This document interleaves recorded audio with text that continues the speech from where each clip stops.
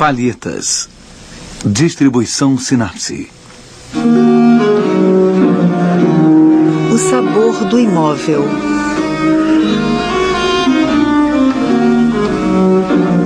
A arraia.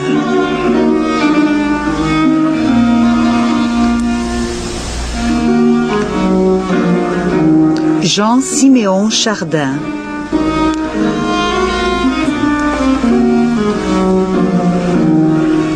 Museu do Louvre, Paris.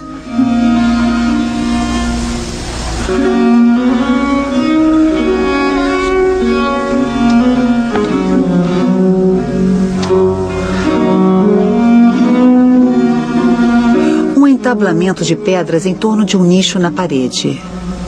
Um vaso de argila coberto de verniz verde escuro. Uma escumadeira. Um caldeirão de cobre com alças de ferro fundido.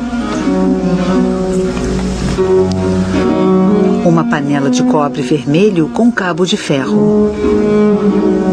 Uma garrafa de vidro opaco cheia de vinho. Uma faca com cabo de chifre preso por 4 cravos. Uma toalha em tom verde claro. 2 peixes de água doce. Ostras abertas. Um prato de cerâmica envernizado. Pequenos alhos porós. Uma caixa para condimentos de madeira torneada. Um almofariz, utensílio de madeira cujo pilão servia para socar o sal grosso. Um gato de rua de focinho malhado. Uma arraia pendurada num gancho. Seu ventre está aberto. As vísceras foram retiradas. É uma fêmea. O saco com o ovo foi mantido.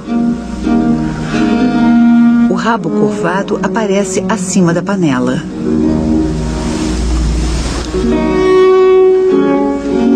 Não se conhece a formação artística de Chardin. Ele entra nessa carreira de forma estrondosa em 1728, aos 28 anos. Encorajado pelos elogios de vários artistas, Chardin decidiu se apresentar à Academia Real, mas desejando conhecer as opiniões de seus principais integrantes, ele lançou mão de um pequeno estratagema. Colocou seus quadros como se por acaso na primeira sala e posicionou-se na sala seguinte. O Sr. de Largillière, excelente pintor, um dos melhores coloristas e dos mais sábios teóricos sobre os efeitos da luz, chega à primeira sala. Impressionado com os quadros, ele os analisa antes de seguir para outra sala, onde estava o candidato. Ao entrar, disse ele: "Você tem ótimos quadros, com certeza são de algum bom pintor flamengo. E a escola de Flandres é uma excelente escola para a cor. Bem, mas agora eu gostaria de ver as suas obras." "Mas o senhor acaba de vê-las." "O quê? São seus quadros?" "Sim, senhor." "Oh, apresente-se, meu amigo, apresente-se." Assim, o Sr. Chardin foi aprovado com aplausos gerais. Entre os seus primeiros quadros apresentados figuram o buffet e a arraia. Como era costume na época, Chardin os oferece à Academia Real. Os quadros permaneceram na coleção da Academia e estavam entre os primeiros a figurar na fundação no Museu do Louvre em 1793. O gênero que hoje chamamos de natureza morta já existia na antiguidade. Nas sepulturas egípcias, pinturas mostram as oferendas rituais feitas aos mortos. Os pintores gregos ou romanos costumavam representar conjuntos de objetos decorativos. Os pintores da Renascença colocam em suas cenas históricas ou religiosas objetos que assumem grande importância simbólica.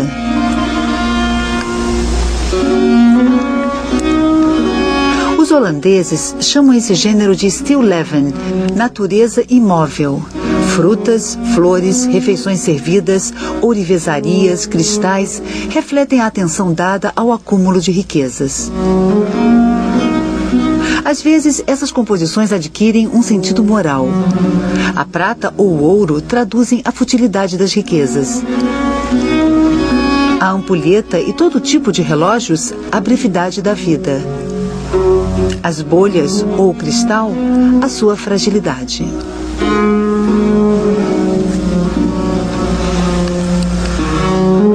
mesmo em Caravaggio, num outro universo pictórico, uma simples cesta de frutas torna-se a evocação da beleza esmaecida e da corrupção.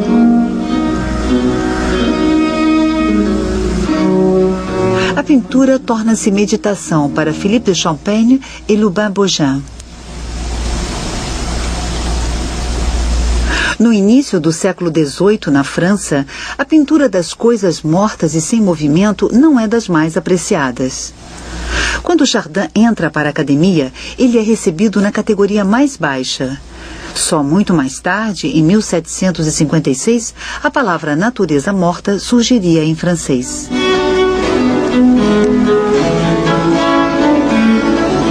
Se eu encaminhasse meu filho à pintura, este é o quadro que eu compraria. Eu diria a ele: copie isto para mim. Copie mais uma vez. Mas talvez a natureza não seja mais difícil de copiar. É que esse vaso de porcelana é de porcelana. É que essas azeitonas estão realmente separadas de quem as vê pelo líquido em que estão mergulhadas. É que basta apanhar esses biscoitos e comê-los, essa laranja e espremê-la, esse copo de vinho e bebê-lo, essas frutas e descascá-las, esse patê e passar a faca. Neste quadro vê-se a harmonia das cores e dos reflexos.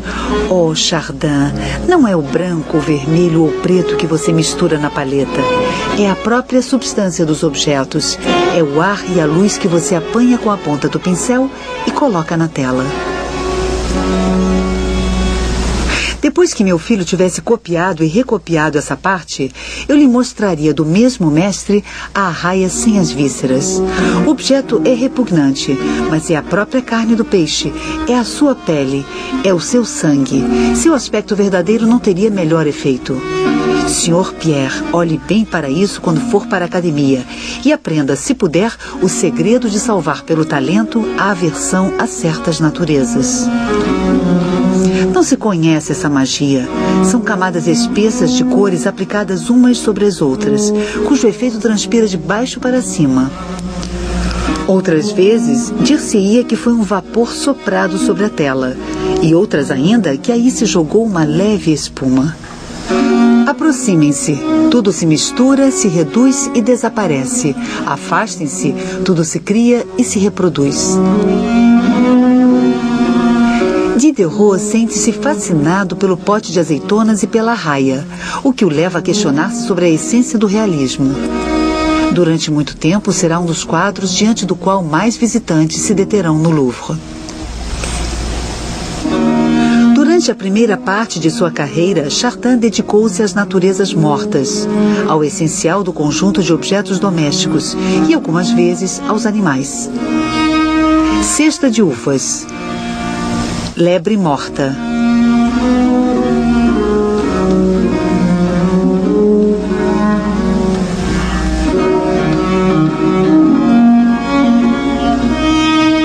Cardápio magro.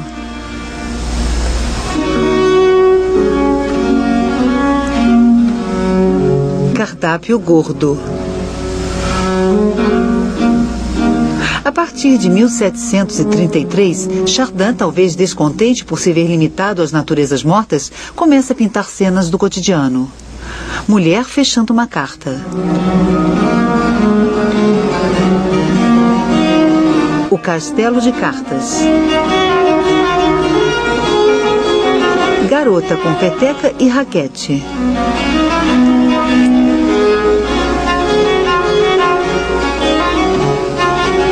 O jovem desenhista. Ensinando a orar. É claro que, simultaneamente, ele continua produzindo naturezas mortas. Caldeirão de cobre. Sala de fumar. Caldeirão, escumadeira e cântaro.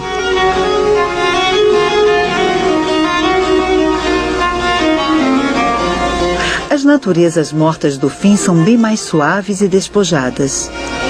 Os animais mortos desaparecem. Melão aberto. Cesta de ameixas. Brioche.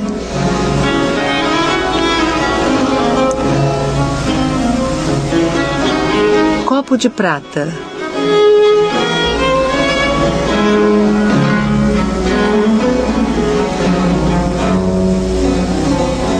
Bandeja de pêssegos com nozes, faca e copo de vinho pela metade.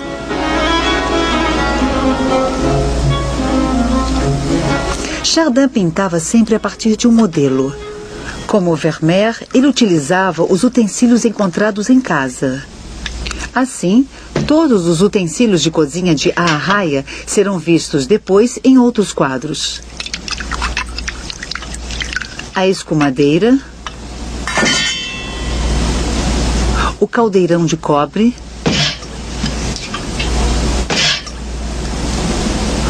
o almofariz, a caixa de condimentos, o vaso de argila verde aparece em vários quadros, depois desaparece em definitivo, provavelmente quebrado um dia. Outros objetos também irão aparecer em várias telas. A talha de cobre é tema principal de uma natureza morta. Depois, acessório de uma cena cotidiana. Ou ainda relegada a segundo plano em outra cena. O copo de prata, parte do inventário de bens de Chardin, está presente em sua pintura desde o início de sua carreira. Ele é roubado em março de 1759 do apartamento que o pintor ocupa no Louvre, por um certo François Renaud. O empregado encontra a porta do apartamento aberta, rouba o objeto e corre para Pont-Neuf, onde o vende para uma florista. Depois de recuperado, o copo será visto em todos os últimos quadros de Chardin. Dos pintores holandeses, Chardin herda o dom apurado da encenação. Mas ele utiliza objetos os mais comuns e os reúne a despeito da lógica culinária ou mobiliária, talvez apenas por suas qualidades formais. Antes de trabalhar com o pincel, Chardin passa um bom tempo pondo em cena os objetos que ele decidiu combinar.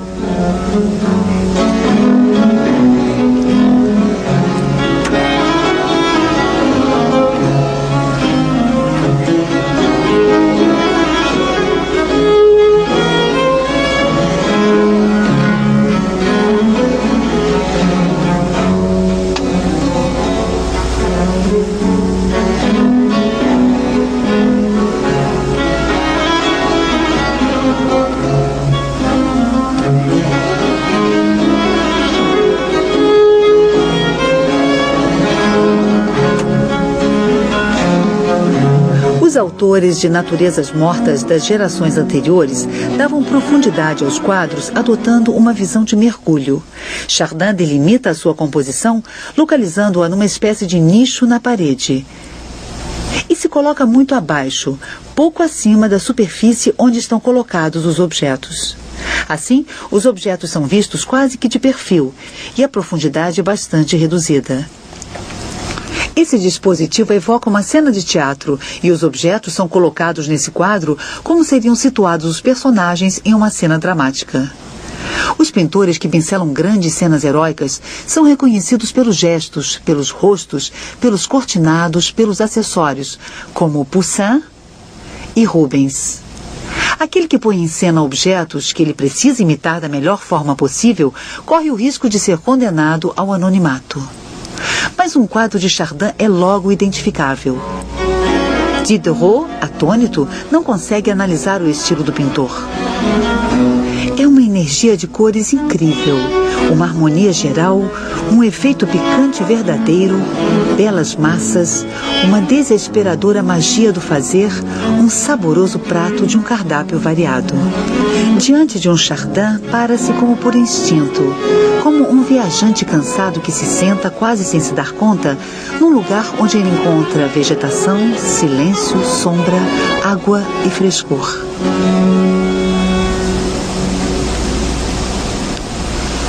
O entablamento marca profundamente a horizontal.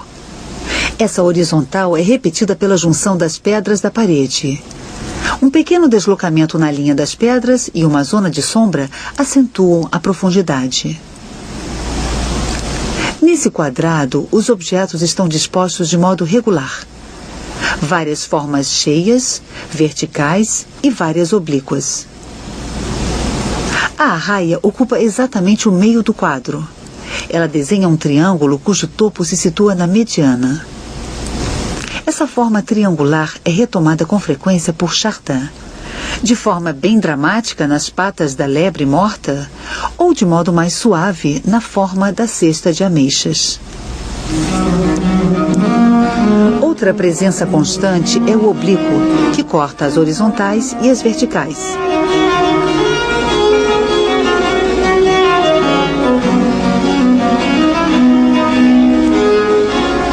A faca oblíqua saliente é um artifício herdado da natureza morta holandesa e daria uma impressão de relevo. É também o objeto representado com mais frequência por Chardin. Mesmo que Chardin deixe um vazio ao redor da arraia, a composição parece bem cheia. Depois, o pintor utilizará cada vez mais o vazio até o completo despojamento. Essa geometrização progressiva do espaço seduzirá mais tarde Cézanne e os pintores cubistas. As formas redondas, fechadas e bem delimitadas da cena deveriam fornecer uma impressão de ordem e serenidade. No entanto, há 3 zonas desordenadas. A toalha torta e amassada que envolve a panela e a faca. As ostras que o gato em movimento derruba.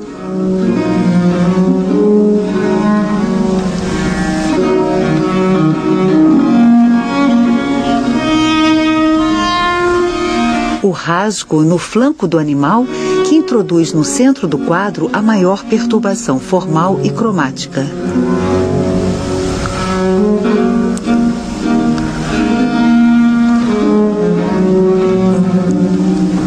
Sobre uma tela de granulação média, Chardin aplicava um forte preparo à base de cola e de uma mistura de branco de chumbo e de castanho avermelhado. Ele pintava primeiro as partes escuras, a seguir as semi-escuras e, finalmente, as cores vivas. Iniciava-se então um longo trabalho de combinação. O pintor procurava harmonia entre as diversas partes, fundindo pouco a pouco as cores. Levava também em consideração os reflexos recíprocos das diversas cores. A pincelada é espessa, muito trabalhada. Os contemporâneos a qualificavam de raboteuse, isto é, áspera, grossa. Diderot percebe que o vigor da pincelada impõe uma visão de distância. O fazer de Chardin é especial. Ele tem a ver com algo que de perto não se sabe o que é. E à medida em que se afasta, o objeto se cria e acaba sendo o da natureza. Por vezes também ele agrada tanto de perto quanto de longe. A gama cromática de arraia parece a princípio restrita, com predomínio do castanho ocre. Analisando os detalhes, porém, descobre-se que pelo jogo das fusões, vários tons contribuem para os efeitos coloridos. Verde para os alhos porós ou vaso. Castanho para o prato, o almofariz e a caixa de condimentos.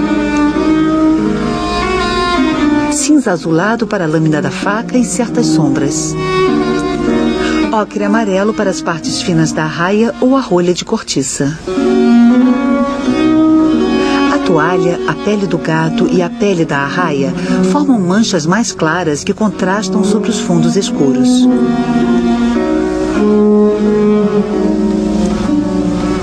O branco da arraia é mesclado de cinza e trabalhado sobre uma camada cinza esverdeado e ocre, de forma a dar o aspecto nacarado tão característico da pele do ventre do peixe. A cor de carne sangrenta se destaca no centro da cavidade visceral.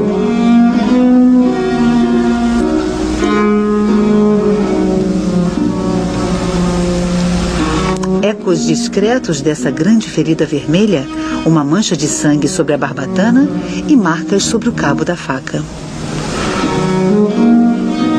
O mesmo vermelhão, com uma transparência cada vez menor dos reflexos, é utilizado para a garrafa de vinho, para o cobre da panela e para a cor quente da parede do fundo. A encenação de um quadro como A Arraia não é suficiente para explicar a atração do espectador.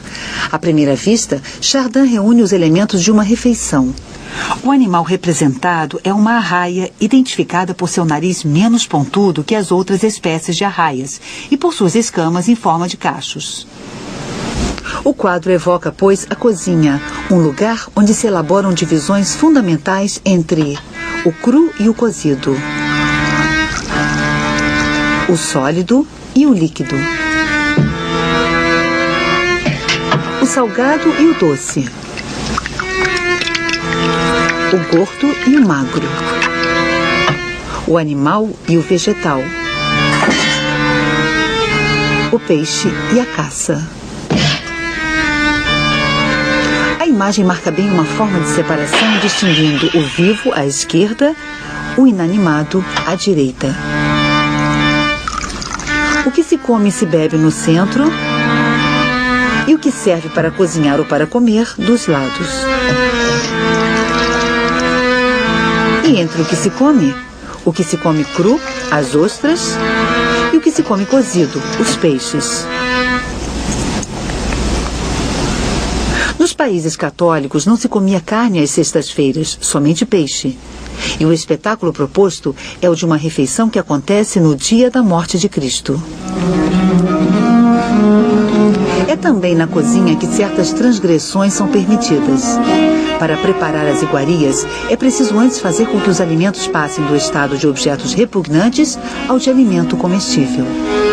Descascar os legumes sujos de terra, matar e sangrar as aves, esfolar a caça, retirar as entranhas e as escamas, são atividades sujas que conservam uma parte de selvageria e fazem da cozinha um local quase que sagrado. Enfim, sendo um lugar reservado às mulheres, a cozinha atrai as crianças. Assim, encontra-se em Chardin, pintor da infância e da adolescência, um resto do olhar ingênuo que atribui aos instrumentos insólitos da cozinha personalidades familiares ou patibulares. Os utensílios se reúnem num círculo respeitoso em torno da imponente talha de cobre. Ou parecem brigar pelos restos de comida, ou ainda se pavoneiam cobertos de reflexos. A preocupante faca não representa apenas uma ilusão pictórica. Presente em quase todos os quadros, ela lembra seu maléfico poder. É ela que corta, trincha, esfola e pode matar. Impressionado como Diderot pelo vigor sugestivo da arraia, um outro escritor, Marcel Proust, interpreta a personalização dos objetos. Venham agora até a cozinha, cujo acesso está bem guardado pela tribo de vasos de todos os tamanhos, servidores eficientes e fiéis, raça laboriosa e bela. Sobre a mesa, as facas ativas que atingem direto o alvo descansam num ócio ameaçador e inofensivo. Porém, acima de vocês há um monstro estranho, fresco como o mar onde ele ondulava. Uma arraia suspensa, cuja visão mescla ao desejo de gulodice o charme curioso da calmaria ou das tempestades do mar, do qual ela foi formidável testemunha. Fez-se passar por uma lembrança do Jardim das Plantas, através de um sabor de restaurante. Ela está aberta e pode-se admirar a beleza de sua arquitetura delicada e vasta, tingida de sangue vermelho, de nervos azuis e músculos brancos, como a nave de uma catedral policromática. Ao lado, no abandono da morte, os peixes estão retorcidos em uma curva tensa e desesperada, com os olhos saltados de barriga para baixo. E ainda um gato, superpondo a este aquário a vida obscura de suas formas mais sábias e mais conscientes, com o brilho de seus olhos sobre a arraia, maneja com uma pressa lenta o veludo de suas patas sobre as ostras erguidas, revelando ao mesmo tempo a prudência de seu caráter, a cobiça de seu paladar e a temeridade de sua ação. O olho olho que gosta de brincar com os outros sentidos e de reconstituir com o auxílio de algumas cores mais do que todo um passado, todo um futuro, já sente o frescor das ostras que vão molhar as patas do gato. E já se pode ouvir, quando esse amontoado precário de nácares frágeis sucumbir sob o peso do gato, o pequeno grito de sua rachadura e o trovão de sua queda.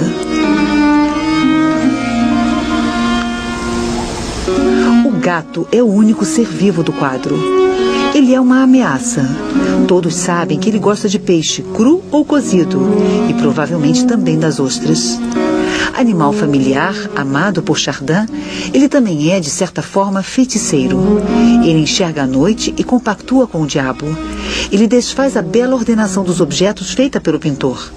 É um jovem gato desobediente e bagunceiro. Ele faz literalmente a maior bagunça. A arraia é um animal que dá medo. Suas nadadeiras parecem asas. Ela parece voar embaixo da água. No imaginário da antiguidade, ela está entre os monstros marinhos mais assustadores. Alguns hábeis artesãos utilizavam as asas, o rabo, o esqueleto e a pele seca de algumas arraias para fabricar múmias de sereias e outros seres mitológicos, com os quais enfeitavam certos gabinetes. Ao lado desses monstros figurava a verdadeira arraia embalsamada. Até mesmo na enciclopédia de Diderot e de Alembert, contemporâneos de Chardin, a arraia permanece um ser fantástico. Antes de Chardin, outros pintores haviam figurado o peixe.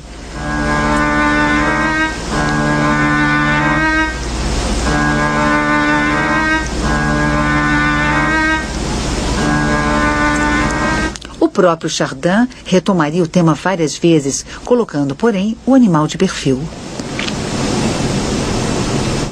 Isto porque, vista pela face ventral, a arraia apresenta um rosto, com boca e narinas, que parece fazer uma careta.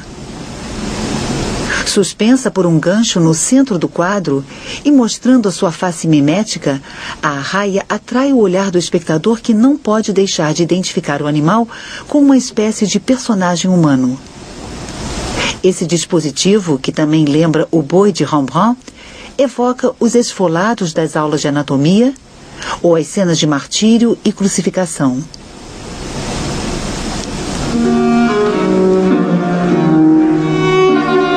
A faca, cuja lâmina ensanguentada está escondida sob as pregas da toalha, que talvez tenha servido para retirar as vísceras do animal, aponta para o centro, como um instrumento de tortura ou como a lança que perfura o corpo de Cristo. O homem precisa comer para sobreviver. Assim, os gestos ignóbeis necessários à preparação do alimento imitam a cada dia, na intimidade das cozinhas, cenas de assassinato e de sacrifício muito mais terríveis. É essa dimensão selvagem, mas escondida da sociedade, que põe involuntariamente em cena a arraia.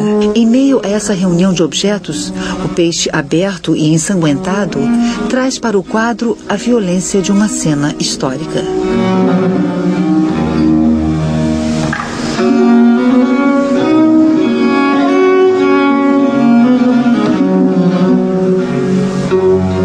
Versão brasileira Audio News.